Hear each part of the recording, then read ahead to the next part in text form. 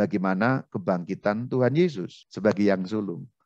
Jadi tubuh kebangkitan itu tubuh yang sama sekaligus diubah. Saudara-saudari semuanya, Shalom Alaikum. Inilah pertanyaan kita pertama. Mengapa Lazarus lebih dulu bangkit dibandingkan Tuhan Yesus Kristus? Bukankah Alkitab sangat jelas mengenai itu semua? Yaitu bahwa di dalam surat pertama Korintus pada bab yang ke-15 ayat yang ke-20 dikatakan, tetapi yang benar ialah bahwa Kristus telah dibangkitkan dari antara orang mati sebagai yang sulung dari orang-orang yang telah meninggal.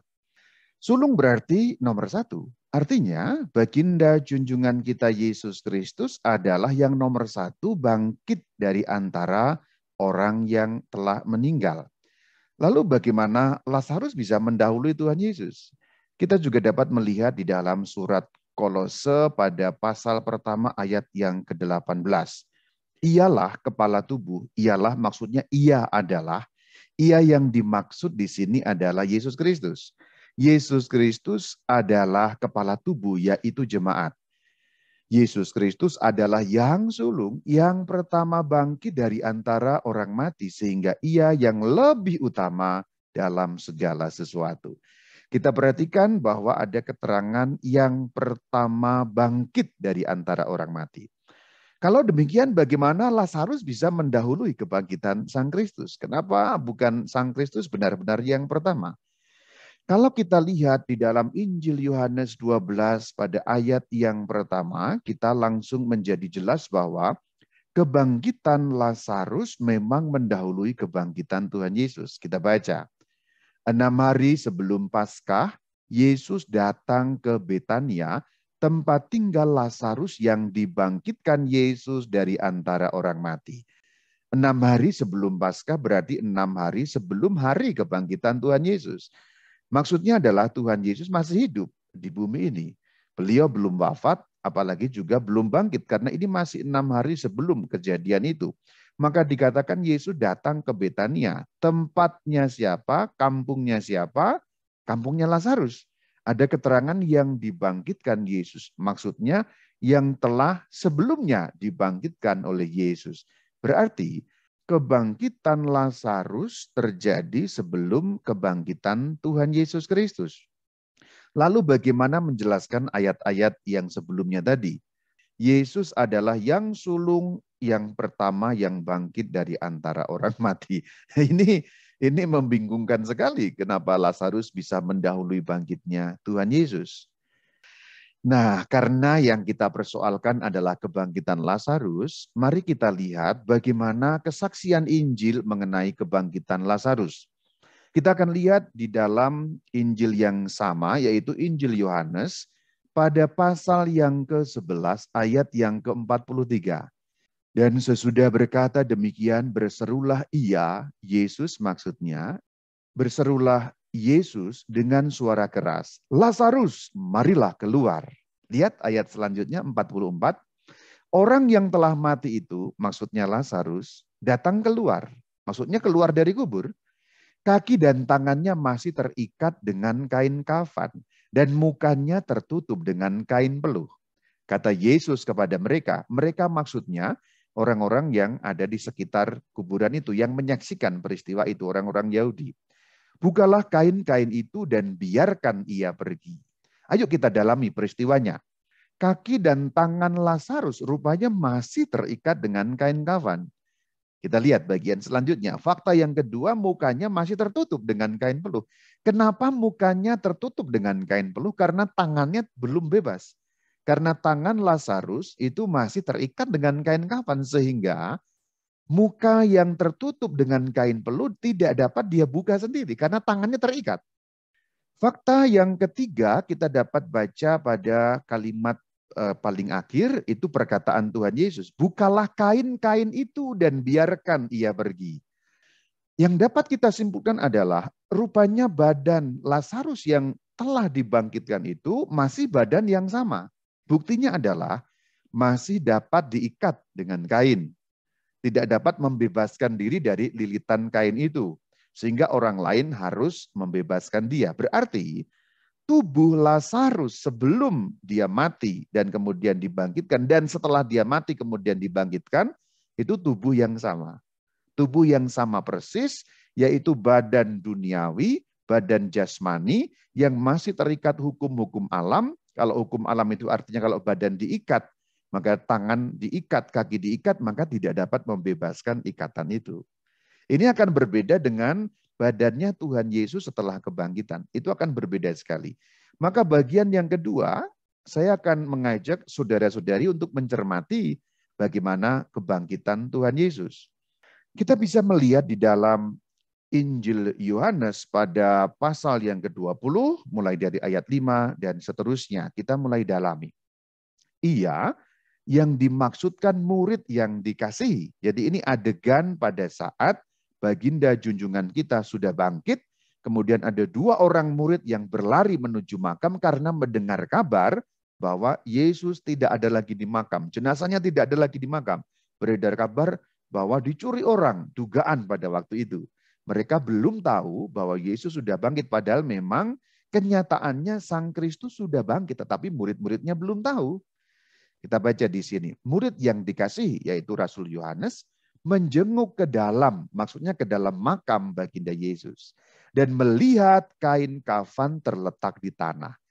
Ini sungguh berbeda dengan fakta Lazarus tadi, bahwa kain kafan masih melilit badan Lazarus. Artinya, fakta yang menunjukkan bahwa kain kafan terletak di tanah, itu menunjukkan dengan jelas baginda junjungan kita Yesus Kristus tidak membutuhkan bantuan orang lain untuk melepaskan kain kafan yang sebelumnya meliliti badan beliau.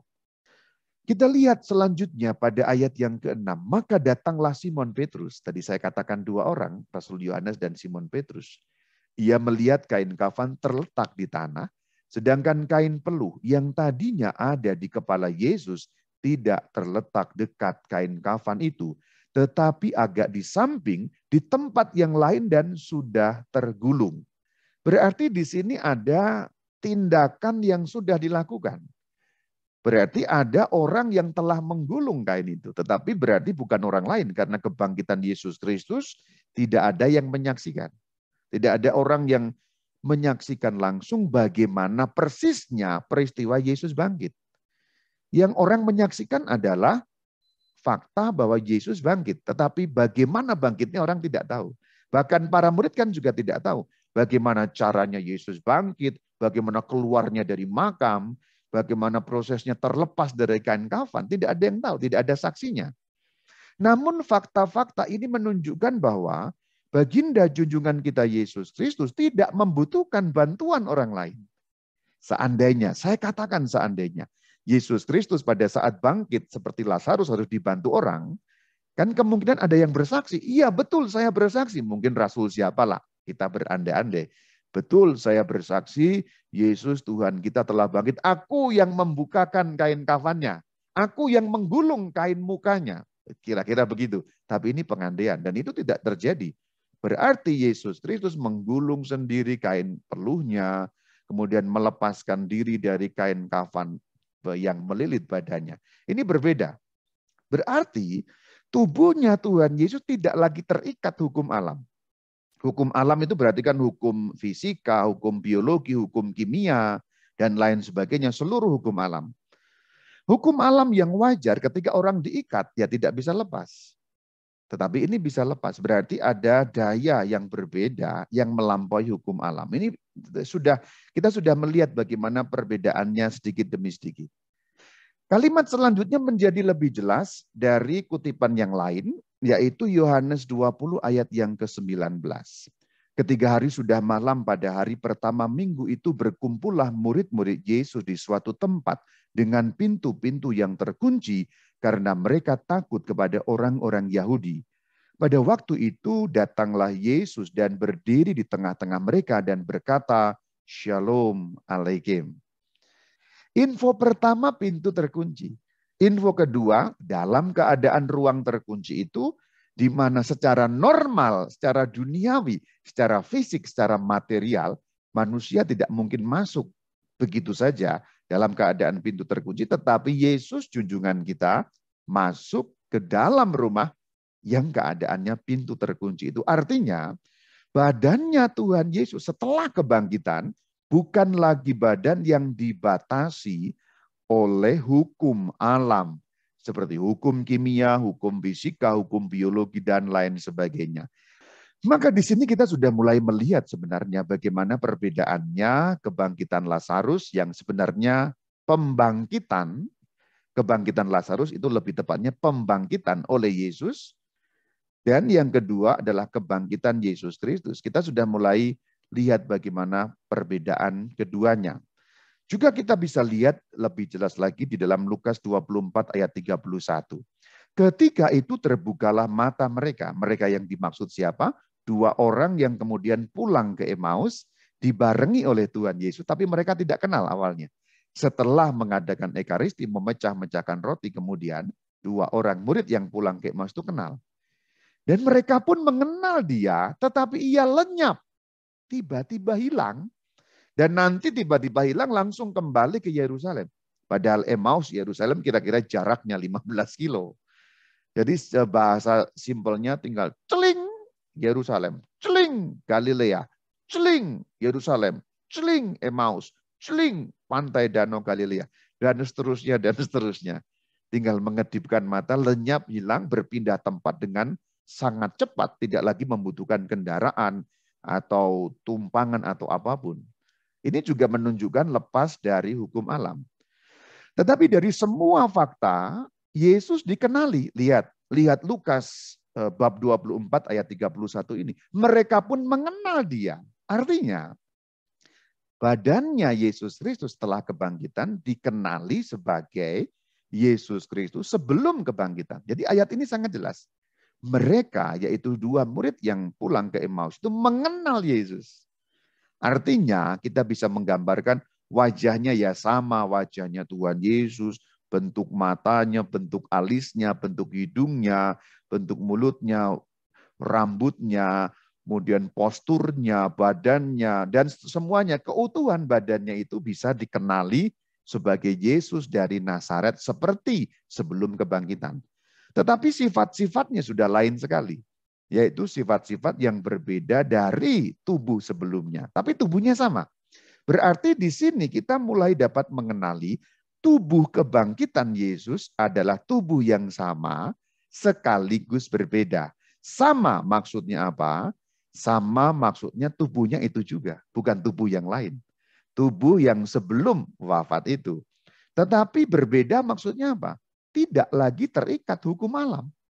Jadi berbeda. Mutlak berbeda. Apa yang jauh tidak lagi memerlukan waktu untuk berjalan. Apa yang menghalangi tidak kemudian dapat menghalangi. Dan seterusnya, dan seterusnya. Hukum fisik tidak lagi berlaku. Hukum gravitasi tidak lagi berlaku. Hukum biologi tidak lagi berlaku. Tidak lagi membutuhkan makan dan minum. Meskipun dalam beberapa adegan diceritakan Yesus minta makanan. Contoh ketika minta ikan dimakan di depan mereka. Tapi itu bukan karena beliau membutuhkan makan, lapar atau haus. Tetapi karena untuk menunjukkan bahwa itu betul-betul beliau bukan sosok hantu atau sosok roh tertentu. Itulah yang dimaksud dengan makan di depan mata murid-muridnya. Kemudian nanti kalau kita jejerkan akan mulai lebih jelas lagi. Yesus dan Lazarus, kebangkitannya seperti apa, cirinya seperti apa. Kita mulai dari Yesus dulu ya. Kemudian nanti Lazarus akan saya susulkan. Kemudian di bagian terakhir saya jejerkan lagi keduanya. Yang pertama, tubuh Yesus tidak akan mati lagi. Maksudnya kalau sebelumnya Tuhan dipaku, Tuhan ditusuk sehingga berdarah, darahnya kemudian berceceran, darahnya habis, meninggal dunia, bisa mati. Tetapi tubuh kebangkitan Yesus tidak bisa mati lagi. Karena tubuhnya adalah tubuh yang sudah mengalahkan kematian. Berarti di situ kematian sudah dikalahkan. Maksudnya kematian tidak lagi punya kuasa. Berarti sakit penyakit tidak lagi punya kuasa. Karena sakit penyakit kan sebenarnya anak pinaknya kematian. Dan tubuhnya bersifat tubuh rohani. Tubuh rohani maksudnya apa? Tidak lagi bersifat badaniah. Maka menembus tembok bisa, tiba-tiba hilang, lenyap dalam waktu singkat. Itulah tubuh rohani. Atau istilahnya lain di dalam Alkitab, tubuh kebangkitan, tubuh surgawi, tubuh kemuliaan, itu istilah-istilah lain. Ciri yang keempat adalah tubuhnya kekal. Seperti itulah nanti tidak akan berganti, dan tubuhnya itu tubuh yang sama, bukan tubuh yang berbeda. Kemudian yang kelima, mengatasi hukum duniawi atau sudah di luar hukum duniawi. Kimia, fisika, biologi nggak akan bisa berfungsi.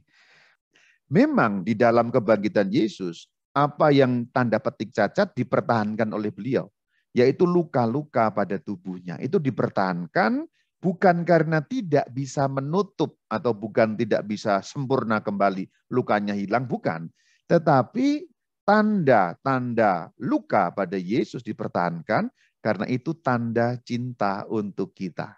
Berarti semua tanda luka pada Tuhan Yesus, pada tangan, pada lambung, pada kaki, itu semua akan kita lihat lagi nanti ketika kita masuk kerajaan surga. Simpelnya, nanti ketika kita di surga ketemu dengan junjungan kita akan lihat tanda-tanda itu semua. Sekarang mengenai Lazarus, kita lihat. Lazarus akan mati lagi. Maksudnya adalah dia bangkit, kemudian beberapa tahun ke depan dia akan mati lagi. Karena tubuhnya itu masih dikuasai kematian. Kematian tidak dikalahkan. Berarti sebenarnya jenis kebangkitan Lazarus berbeda. Ini bukan kebangkitan dari antara orang mati yang dimaksud sebagai resurrektio, tapi reanimatio. Sayangnya dalam bahasa Indonesia kita tidak punya kata-kata itu ya. Sebenarnya istilah untuk menyebut kebangkitan Tuhan Yesus dan kebangkitan Lazarus itu berbeda kalau kita sebut dalam bahasa Latin. Untuk Tuhan Yesus, resurrectio. Untuk Lazarus, reanimatio. Berbeda. Jadi kematian masih menguasai Lazarus. Berarti tubuhnya tubuh jasmani. Lazarus perlu dibebaskan dari ikatan kain. Karena memang tidak bisa membebaskan diri dari ikatan kain. Karena tubuhnya tubuh jasmani yang masih dapat hancur. Ciri yang keempat. Dapat hancur maksudnya seandainya dia dipukul ya akan sakit. Dipukul dengan sangat keras, ya bisa patah tulang, bisa remuk kepalanya. Kemudian yang terakhir masih berada di bawah hukum dunia. Hukum kimia, hukum fisika, hukum biologi, ya tidak makan ya lapar, tidak minum ya haus. Sebelum mati dan setelah mati, kemudian dibangkitkan tubuhnya sama, persis sama, tidak ada perubahan apa-apa. Sementara di dalam tubuhnya Tuhan Yesus sama tetapi berubah. Wajahnya sama, ciri-cirinya sama, tetapi sifat-sifatnya berbeda dalam arti tidak seperti sebelum kebangkitan. Kita jejerkan semuanya lalu menjadi jelas. Ini perbedaannya. Yesus tidak akan mati lagi, Lazarus akan mati lagi. Yesus mengalahkan kuasa kematian, Lazarus masih akan dikalahkan kuasa kematian. Yesus tubuhnya rohani, Lazarus tubuhnya tetap jasmani. Tubuhnya Yesus kekal, tubuhnya Lazarus dapat hancur. Tuhan Yesus sudah mengatasi hukum alam, Lazarus masih dikuasai hukum alam duniawi. Kebangkitan badan kita nanti pada akhir zaman bukan seperti kebangkitannya Lazarus, tetapi seperti kebangkitannya Sang Kristus. Jenisnya yang itu. Kita lihat dalam Filipi 3 ayat 20-21. Kita menantikan Tuhan Yesus Kristus sebagai juru selamat yang akan mengubah tubuh kita yang hina ini sehingga serupa dengan tubuhnya yang mulia. Perhatikan, mengubah. Jadi tubuh kita akan diubah. Tapi maksudnya bukan diubah mukanya ya. Mukanya tetap sama, posturnya sama, tapi dalam sifat-sifatnya tadi yang tidak dikuasai kematian dan hukum alam. Serupa dengan tubuhnya yang mulia. Itu yang dikatakan. Selanjutnya dalam 1 Korintus 15 ayat yang ke-40 dan seterusnya. Ada tubuh surgawi dan ada tubuh duniawi. Tetapi kemuliaan tubuh surgawi lain daripada kemuliaan tubuh duniawi. Demikianlah pula halnya dengan kebangkitan orang mati. Ditaburkan dalam kebinasaan, dibangkitkan dalam ketidakbinasaan. Perhatikan, dibangkitkan dalam ketidakbinasaan. Tidak mungkin mati lagi. Ayat selanjutnya pada ayat 43 nyambung ke 44. Ditaburkan dalam kehinaan, dibangkitkan dalam kemuliaan. Jadi sifatnya mulia sekali. Ditaburkan dalam tubuh yang alamiah, yang dibangkitkan adalah tubuh rohaniah. Perhatikan, tubuh rohani. Karena sifatnya rohani, maka tidak lagi dikuasai hukum-hukum jasmani. Seperti itulah tubuh kita nanti. Dan kalau kita lihat di dalam surat pertama Korintus pada pasal yang ke-15 ayat 52 dan 53 masih akan ada penjelasan lagi. Orang-orang mati akan dibangkitkan dalam keadaan yang tidak dapat binasa dan kita semua akan diubah. Karena yang dapat binasa ini harus mengenakan yang tidak dapat binasa dan yang dapat mati ini harus mengenakan yang tidak dapat mati. Perhatikan, tidak dapat binasa, tidak dapat mati. Itulah sifat-sifat tubuh kebangkitan kita pada akhir zaman nanti. Yang artinya tidak lagi dikuasai oleh sakit penyakit juga. Dan semua hukum duniawi, apapun itu. Contoh hukum duniawi itu, ini kacamata saya ya. Kacamata itu hukum duniawi, sehingga kornea mata, cembungnya, cekungnya, dan sebagainya itu menjadi rusak.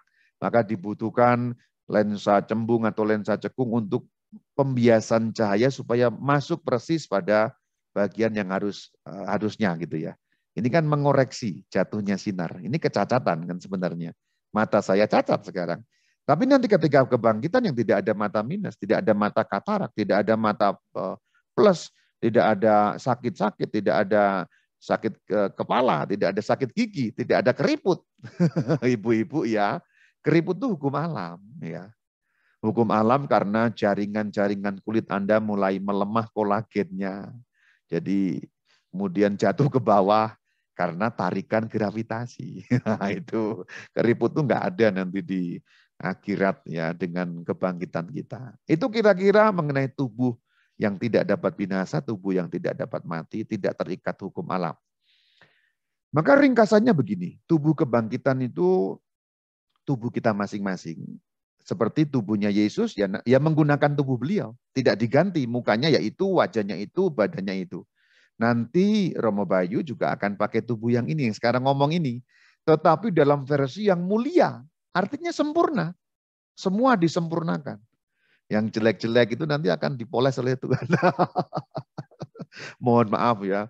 Mohon maaf, ini bukan body shaming ya, bukan. Tapi memang untuk menggambarkannya. Mohon maaf yang tidak rapi, giginya kemana-mana umpamanya yaitu akan menjadi rapi. Ya, gitu. Mata ini akan menjadi melihat tanpa kacamata. Dan seterusnya. Yang budak-budak tidak akan budak lagi. Yang dulu bisu ya tidak akan bisu. Dan seterusnya.